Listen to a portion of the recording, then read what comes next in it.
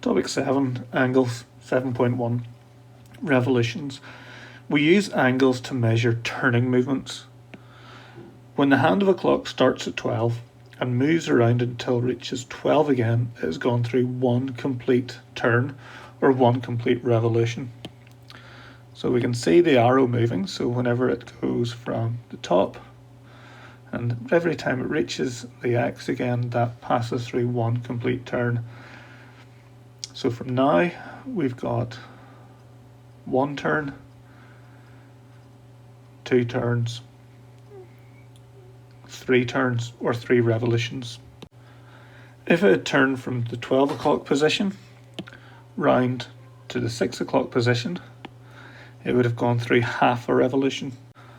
If we think about compass points, the 4 compass points are north, east, south, and west. And one of the mnemonics that we use to remember that is never eat shredded wheat. So we've got north, east, south, and west. And again, what we can have is if we were going from north round to south, that would be half a revolution or half a turn. If we were to go from east to west, that would be another half revolution. We could go from north to west, and that would be 3/4 of a revolution, and so on. So each part between each turn between each compass point is a quarter of a turn. So north to east is a quarter, east and south is a quarter, south and west is a quarter, and west and north is also a quarter. Between north, south, east and west, they also have mid compass points. In here would be northeast, and then southeast, northwest, and southwest. And between north and northeast, that would be half of the quarter turn, which would be an eighth of a turn. We could continue to measure turning movements as part of a revolution. So it could be a quarter of a revolution, a third of a revolution, or so on. But what we tend to usually do is use something called a degree. And I know you're all familiar with degrees before, but there are 360 of those in a full revolution. And instead of writing the word every time, we write a superscript 0 for short. So if I wanted to write 90 degrees, I do 90 with the 0 up high. 74 degrees, and so on. So what we have, if we passed from our 12 o'clock position all the way around again, we've passed through 360 degrees. There are a few types of angles then that we have. So any angle that is less than 90 degrees is called an acute angle.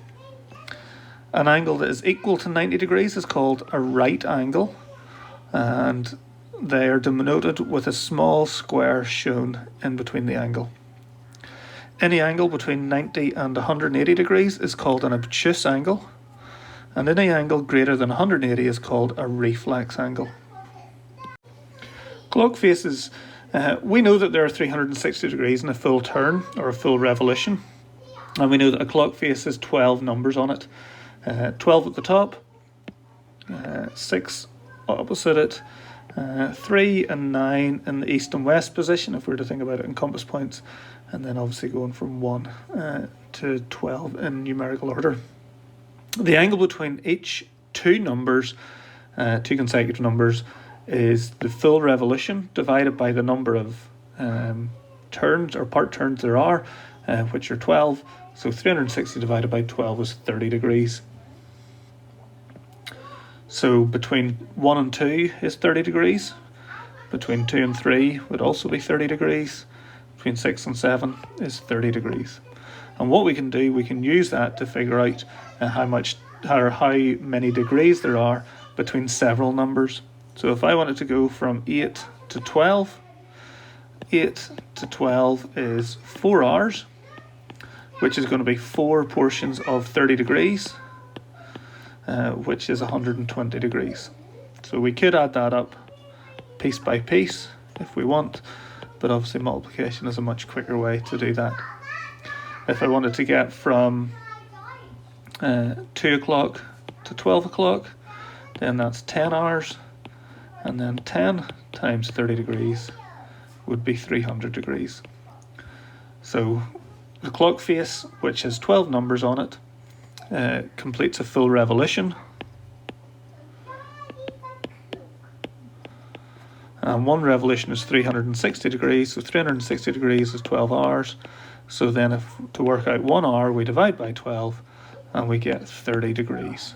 So 30 degrees is equal to 1 hour.